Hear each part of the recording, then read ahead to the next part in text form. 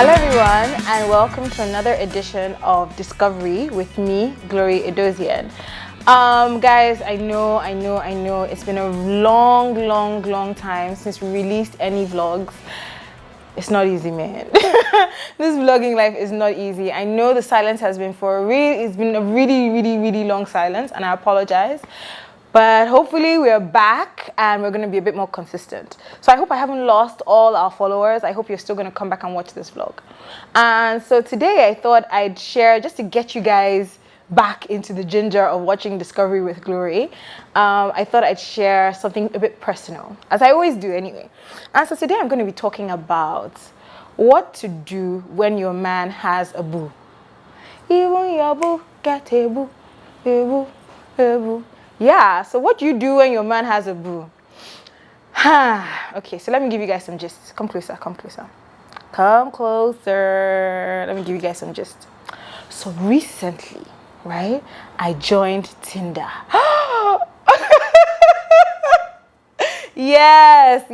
So I wrote about it. I think I wrote about it. So if you read some of my articles on Bella Niger, you probably know that or knew that already, rather.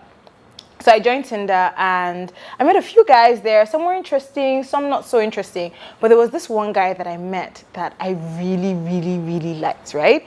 So we went on a couple of dates and everything seemed to be going okay. And I did my background check, like, because you know, as a girl now, you got to do your background check. So I knew where he worked. I knew I had a friend who had worked in the same company that he worked at. And so I asked her and she was like, oh, that's so and so, that, you know, he's not married though, that he's a really responsible guy, this, that, and the other, blah, blah, blah, blah. He's really quiet, he's really this. And so I was like, hey, God, you just decided to bless me through Tinder, sha. So everything was going okay. And then, but I just noticed that, you know, he wasn't really willing to take things to the next level. I mean, I'm not one of those girls that, you know, will just be waiting around and everything. So I decided to have the conversation. And thankfully, he was honest with me and he said, look, that he actually is dating someone. Yeah. He had a boo. So, of course, the normal questions, I don't understand. If you have a boo, why are you on Tinder? I think that's a rhetorical question, right? But anyway, so why are you on Tinder and everything? And then I was just like, you know what, forget it. I'm not messing with you, you know, all of that. And so my friends were now asking me, how far with this guy? How far with this guy? How far with this guy? And he kept calling, but I was like, look, I'm blocking you from I'm blocking you from everywhere, like, really. And so my friends were like, Glory, what's wrong with you? That the fact that he's on Tinder, like, people started putting words in my head, right? Like, oh, that, you know, maybe he's having problems in his relationship, or the fact that he's on Tinder means he's still looking, that you can't meet a man these days that, you know, is free. Every man is in one sort of entanglement or the other. Just be patient and all of that. And I'm going to admit that, you know, I did start to listen to them. So I started entertaining his calls. We would go out once in a while, but it was definitely not like before. And then after a while, I had to just sit down and think. So I want to share my tips with you of what I did to come out of that situation and how I came to my senses. So this is over a period of like 2.5 weeks. So it's not really a long time. So the first thing I did was I had to sit down with myself because I was really disturbed in my spirit, right? Like, okay, so we weren't dating and were not being physical or anything like that. But he was calling me late nights, like we'll talk from 10 p.m. to 1 a.m. When he's going to work, he will call me. So it was kind of like you're in a relationship, but you're not in a relationship. And so I had to sit down with myself. So the very first thing I did, I sat down and I thought to myself, Glory, what do you want? And I think as women that so many times we're listening to so much noise. Oh, there are no good men left in Lagos. There are no men left. Oh, you are getting older. Your biological clock is ticking.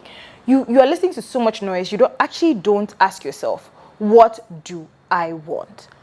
And I said to myself, I want a man who is able to offer me a lifelong commitment, who is unattached, and who wants to develop a long-term relationship with me. Is he that man? No. So you have to ask yourself, what do you want? Now, if what you're looking for is a fling, or you're looking for something, you know, just to whatever, while away the time, then, you know, that whatever your response is governs what your action will be, right? But for me, it was certain that I wanted something I wanted a commitment, and he wasn't in that position to give me a commitment. So that's the first thing. The second thing I had to think about was, so do you want a man that lies? Because the truth about it is, he's lying. So yes, he told me the truth that he's with somebody, but he's lying to her. So anytime he's with me and she asks, oh, what did you do yesterday? He's not going to tell her, oh, I was with somebody else. Clearly not. So he's lying to one of us, or maybe there are even more than two of us, but he's definitely lying. And if he's going to lie about these things, he's definitely lying about other things. So do you want to be with a man who lies and who has blatantly even told you that, come, this is the situation? If your answer is no, then you know what to do. The third thing I had to think about was the other woman.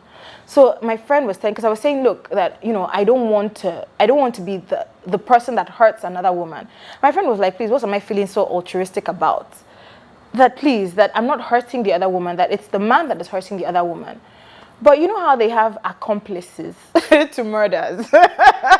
You're an accomplice. That's just the truth. So the fact that you know that there's another woman, or you suspect that there's another woman, even if he hasn't told you and you're just turning a blind eye like you can't see all the signs, you're actually an accomplice. So do you want, because karma is a B-I-T, and you know the remaining two letters.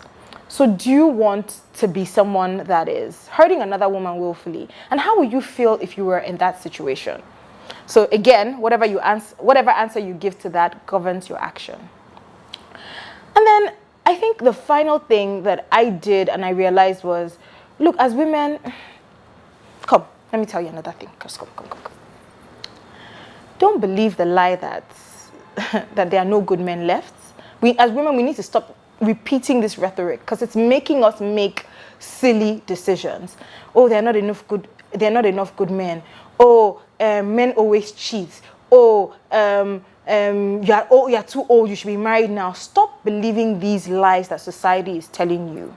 Because I think that because we're settling for so much, we're settling for lesser than less, because we are believing all these stories, right, about this man that cheated, or about this or whatever, and we've accepted so much. So I had to sit down and tell myself that, Glory, the fact that he's with somebody else, if he wants to be with you, and that's the last thing I told myself, if he wants to be with you, he knows what to do.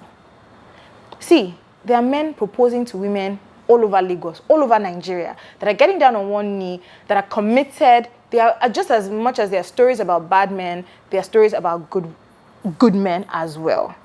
And there are men who are committed to one woman, who want to be in a committed relationship with one woman. Don't believe this lie that it's only bad men, and therefore you have to make do with what is out there, right? So that's what I had to sit down to tell myself. So it's important that we stop believing the lie that there's a scarcity of men, or the fact that because you're not dating somebody, there's something wrong with you, and therefore you are just going to date anybody that comes. The truth about it is that when a good man meets you, he knows exactly what to do. So if that guy really was having issues with his babe and was looking elsewhere, he knew exactly what to do. When it comes wired in their body. They don't have to take them to a special school. He knew exactly what he needed to do. And that's the same for everyone, ladies. A guy that is ready to be in a committed relationship with only you, in a monogamous relationship, serious monogamous relationship with you, knows what to do. So please, let's stop making excuses for men or for being in bad relationships that are not going anywhere. And so, I hope I've been able to share a few things. Are you currently in a situation where you're dating a man that has a boo or two boos?